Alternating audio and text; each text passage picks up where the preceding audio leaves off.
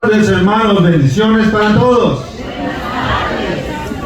Es un placer estar compartiendo con ustedes y un privilegio estar frente al Maestro, al Señor de señores, a Cristo, la segunda persona de la Trinidad, Cristo presente en cuerpo, sangre, alma y divinidad. Amén.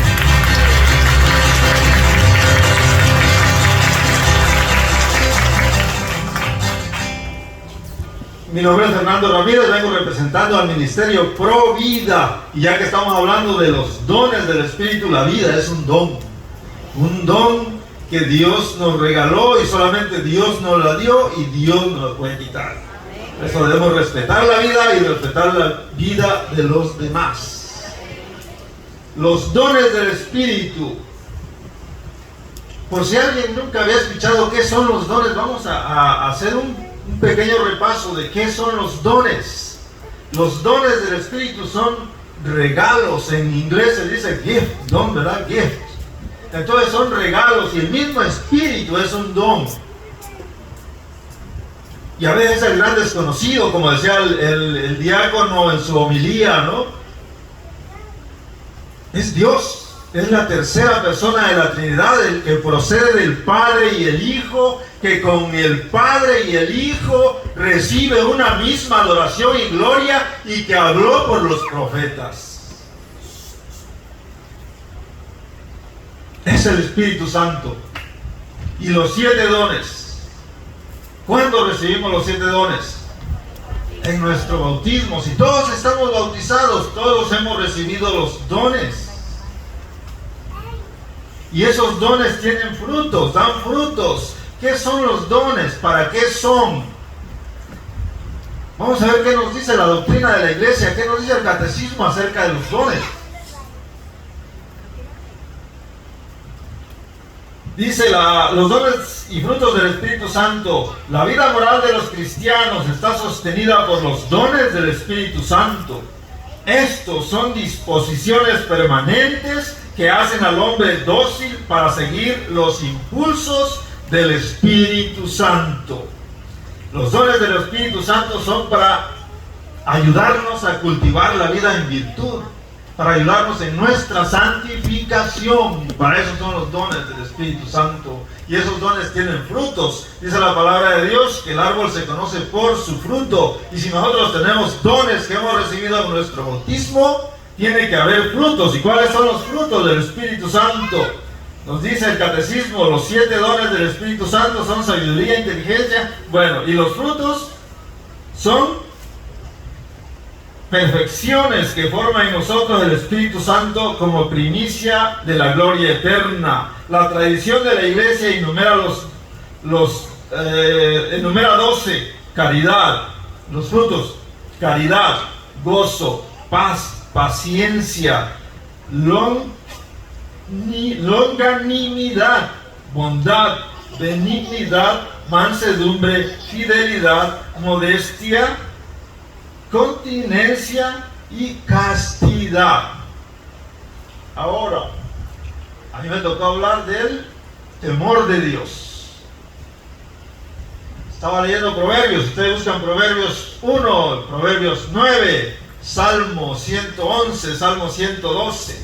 Nos hablan del temor de Dios. Proverbios 1 dice: el principio de la sabiduría es el temor de Dios.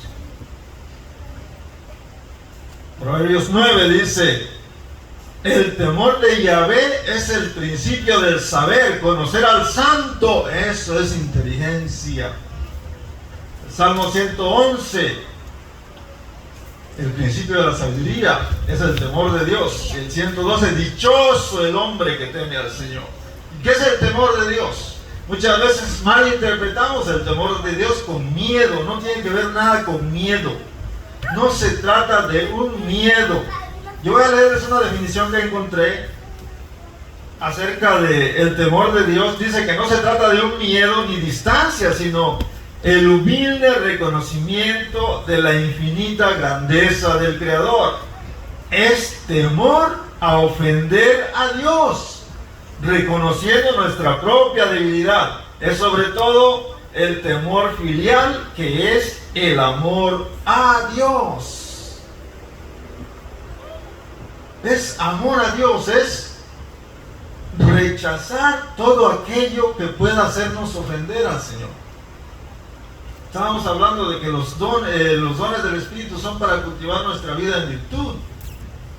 Lo opuesto a la virtud son los vicios.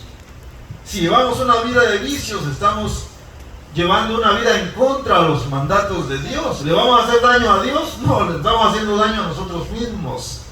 Vivir en pecado es vivir de espaldas a Dios, de espaldas a toda la grandeza que el Señor tiene para nosotros.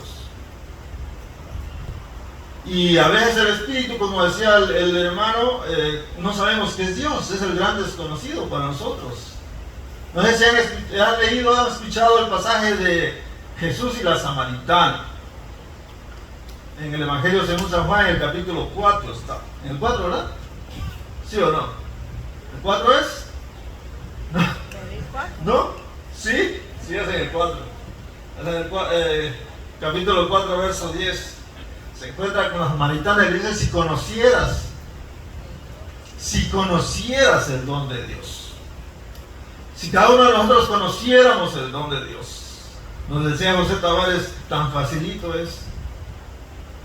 Nosotros le diríamos: dame.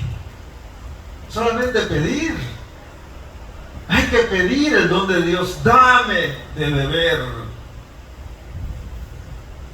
Dame ese don. Estaba escuchando a un sacerdote que decía que este don del temor de Dios se lleva a cabo en nuestra vida ya cuando lo pedimos. Bueno, lo pedimos, lo tenemos, pero necesitamos cultivarlo, reactivarlo. Recibimos nuestros dones, pero necesitamos reactivarlos. Entonces decía el Padre que se lleva ese don en nuestra vida, se lleva a cabo como en un proceso de tres etapas. El primero es cuando descubrimos esa grandeza de Dios y nuestra pequeñez y nuestras limitaciones. Como cuando uno está sumergido en el pecado y no se da cuenta de nada, pero de repente llega un despertar por gracia de Dios y uno reacciona y dice: ¿qué estaba haciendo yo? ¿En qué estaba metido? Es la primera etapa, como lo que le pasó a David cuando escribió el Salmo 51, cuando cometió adulterio y mandó matar al esposo de Betsabé, Urias. Después reaccionó y decía: ¿qué hice? Misericordia, Señor, por tu bondad. Por tu inmensa misericordia, por tu inmensa bondad, borra mi falta. Pecador soy de nacimiento. O sea, llega un despertar y un arrepentimiento. La segunda fase es como San Agustín cuando descubre a Dios, que dice: mira todo lo que me estaba perdiendo, tarde te encontré, Señor, tarde te conocí. Y la tercera es cuando ya uno siente un rechazo por todo lo que no viene de Dios. Como los mártires: prefiero morir, decía un mártir, antes de ofender a Dios. Ojalá que todos nosotros cultiváramos rápido ese don, esa etapa, esa tercera etapa, cuando ya uno rechaza por completo el ofender a Dios por beneficio de nuestra vida.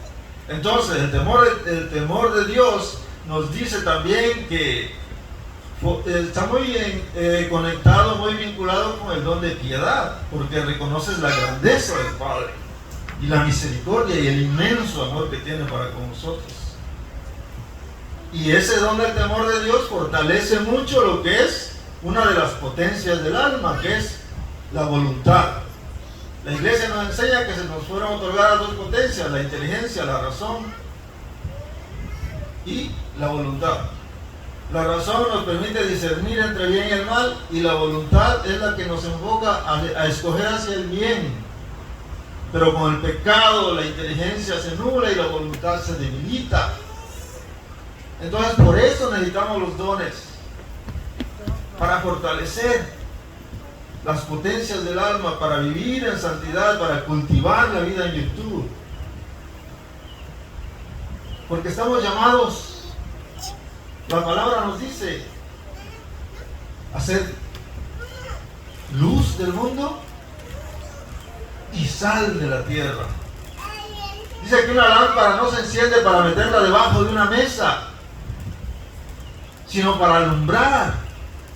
Por eso nosotros debemos buscar la verdad, vivir en la verdad, comunicar, predicar la verdad.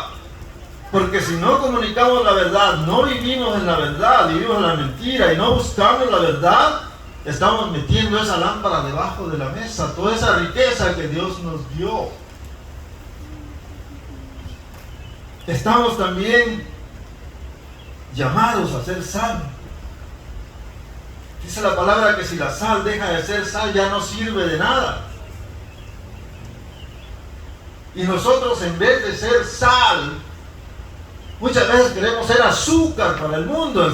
En vez de ser sal de la tierra, queremos ser azúcar para el mundo. Que todo el mundo se sienta contento, endulzarle el oído, no hablar la verdad, para que no se vayan a ofender, para que nos llevemos bien, tranquilo. Sí. Pero no. Dios no nos llama a eso. Dios nos llama a vivir en la verdad. ¿Y por qué hay que buscar la verdad? ¿Por qué hay que vivir la verdad? ¿Y por qué hay que predicar la verdad? Porque Cristo nos dijo que solamente la verdad nos hará libres. Amén, aleluya, amén.